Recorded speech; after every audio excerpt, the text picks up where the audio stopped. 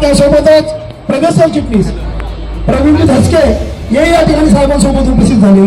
साहेबांना विनंती करतो की आपण अभिवादन करायचं. घोषणा जोरात सांगून दिली बरं का.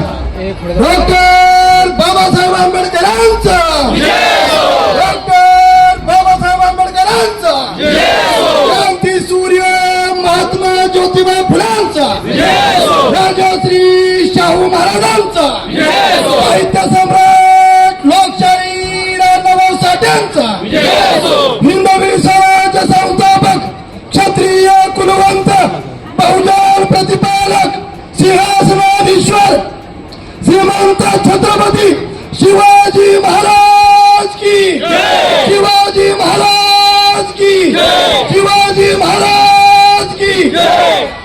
धन्यवाद सर. शुभेच्छा द्यायचे.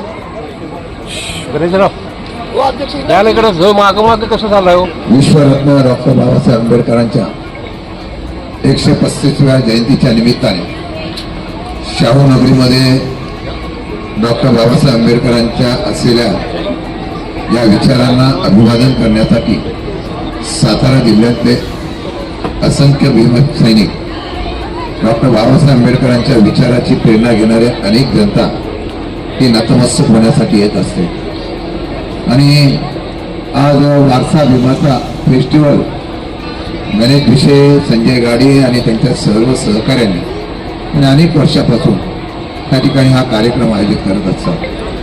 खरं आज साताऱ्यामध्ये असताना शाहू नगरीमधल्या असलेल्या या डॉक्टर बाबासाहेब आंबेडकरांच्या स्मारकाला पुतळ्याला आम्ही अभिवादन करण्यासाठी आलो.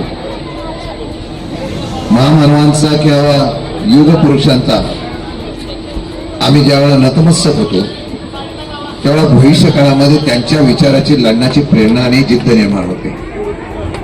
मला वाटतं की डॉक्टर बाबासाहेब आंबेडकरांच्या असलेल्या विचाराची लढाई त्या काळामध्ये भविष्य काळामध्ये 60 वर्षानंतर काय होणार याचा दूरदृष्टी असताना आज आम्ही बघतो बरेच बाबा भविष्यातलं सांगतात, पण आमच्या बाबासाहेबांनी लोकशाहीचं भविष्य 60 वर्षानंतर कसं असेल सांगितलं होतं.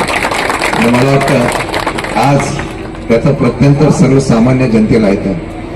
नुकतं दलितांना येत नाही, या देशातल्या असलेल्या सर्व जनतेला आज खऱ्या अर्थाने संविधान, आपला अधिकार याचं महत्व प्राप्त व्हायला लागलेलं आहे. मगाशी सांगितलं देशाचे पंतप्रधान ज्यावेळा लोकसभेमध्ये पदार्पण करतात त्यावेळेला त्यांना घटनेच्या असलेल्या संविधानाला नतमस्तक व्हावं लागतं.